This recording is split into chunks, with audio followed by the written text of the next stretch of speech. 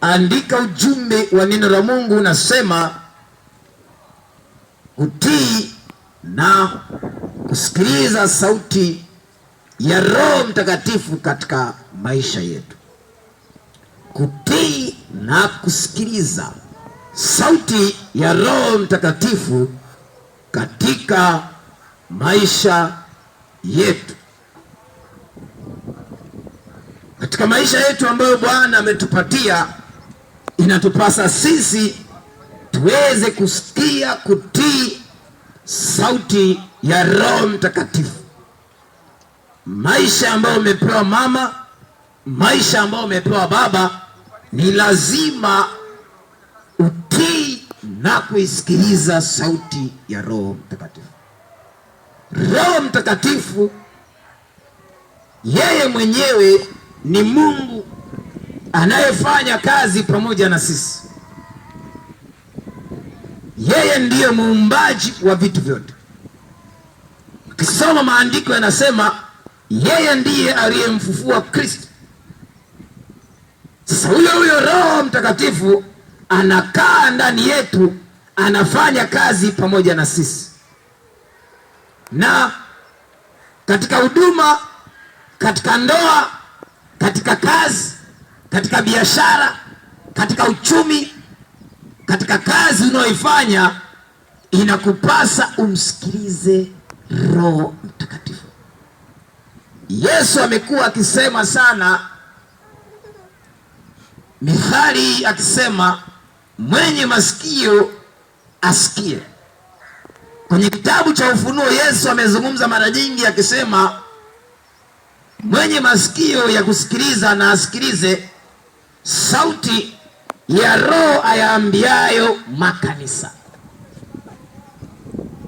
Sauti ya Roho Mtakatifu kwenye maisha yetu ndiyo itakayotuwezesha tuweze kuviruka vigingi, mitego, hila na mipango yote ya shetani kwenye maisha yetu. Sisi pasipo Roho Mtakatifu hatuwezi. Yesu akawaambia wanafunzi wake, msitoke mpaka mtakapopokea nguvu ya Roho Mtakatifu. Kwa leo nafundisha, na ndiyo siku yetu ya kwanza kuanza mahali hapa ibada. Utawezaje kutii na kuisikiliza sauti ya Roho Mtakatifu? Ukiacha kidogo kuitii, umemwacha Bwana. Biblia inasema kwenye kitabu cha Isaya, sijaenda bado kwenye maandiko ya leo, kitabu kile cha Isaya inasema wale watu wa Israeli kule jangwani, maandiko yanasema walimhuzunisha Roho yake Mtakatifu, ndiyo maana hawakuiona Kanaani. Bwana asifiwe sana. Wakamhuzunisha Roho Mtakatifu, akakasirika. Biblia inasema Roho akageuka, akatuma nyoka wa moto.